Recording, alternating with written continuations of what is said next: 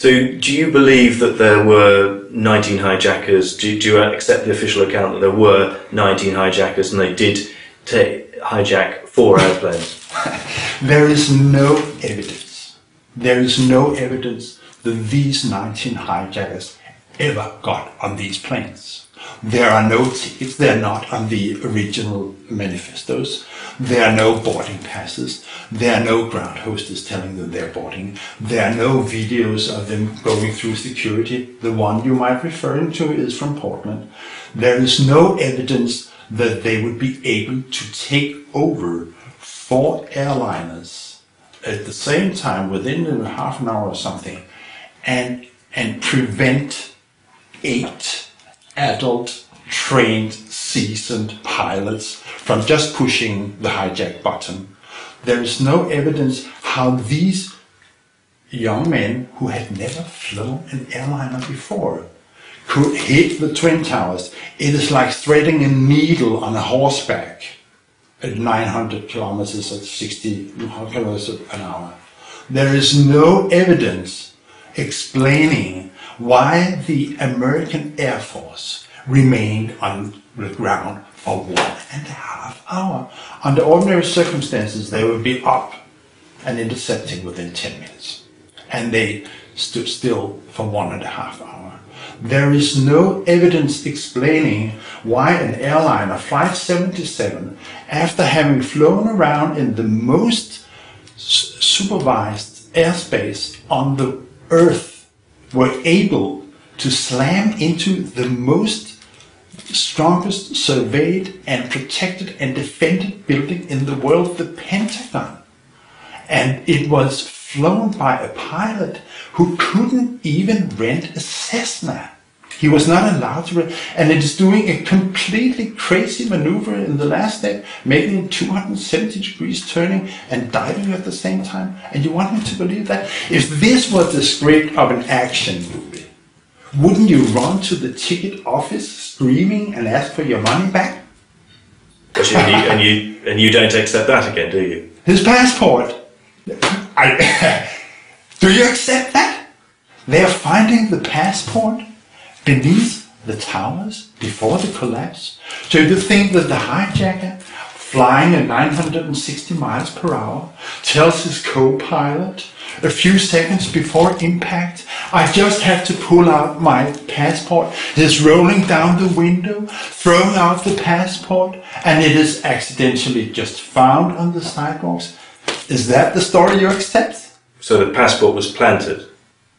I asked you, is this a story you accept? Or do you think that the passport survived the blast of the jet fuel and flew out through the flames and landed on the sidewalks? This is what you believe? Are you serious?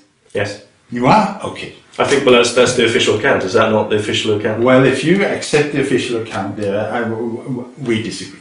I beg to differ. But the point is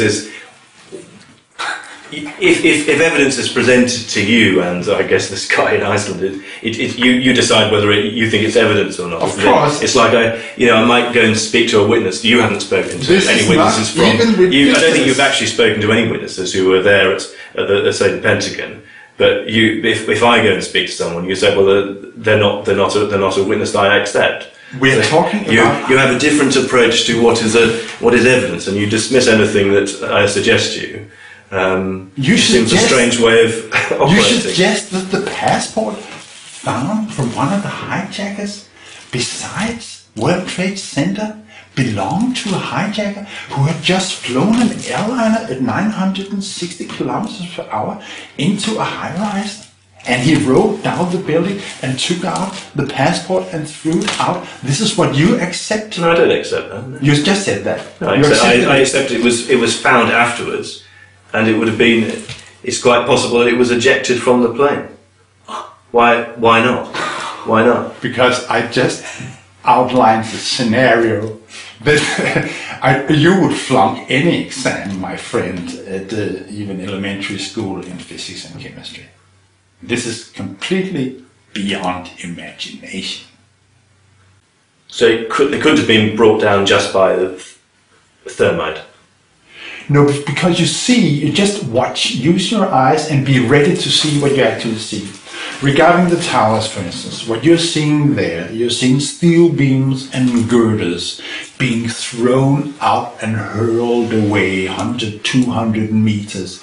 And we are talking about fragments of tons, 4, 10, 15 tons being thrown 100 meters away like a spike going into the building on the other side of the street. And this means that some energy is involved.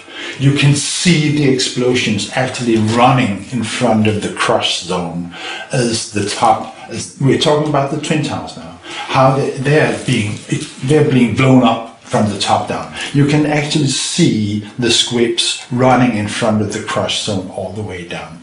Some people think that the towers came down by what you call the pile driver theory. So the top actually crushed its way down through the tower. Like if you dropped a hammer on a plate, it would that dynamic load. Yeah, but for once, there is no top section. Just look at the video. There is no top section. Also, were you looking at Twin Towers, or you're talking about Building 7 now? No. We're talking about the towers now. Yeah. And we come back to Building 7 in a second. There's no top section. I don't understand that. Sorry. No. If you watch, I can show you the video. I suggest you put the video in, like the North Tower, when it collapses, there just ain't no top section. And if you take the South Tower, take the clip taken, the video taken from a helicopter to the south, you can see for once the explosions. You can see the explosions occurring in the top section above the impact point of the airliner. You can see this top section starts tilting on the South Tower. It starts tilting. Now, if something starts tilting, it would continue and actually fall to the ground in one piece. It doesn't. It disappears in open air. There ain't no, and this is only observations. If you make calculations on the energy for the pile driver theory just isn't there. I can give you the numbers. I have in my head, but if you care, how much energy is available, the potential energy, and it just isn't there. Okay. Stick with your Building 7. Okay. Yeah. What are the indication of explosives and incendiaries? What you see, Building 7 is coming down in perfectly free fall for more than 2 seconds from the start.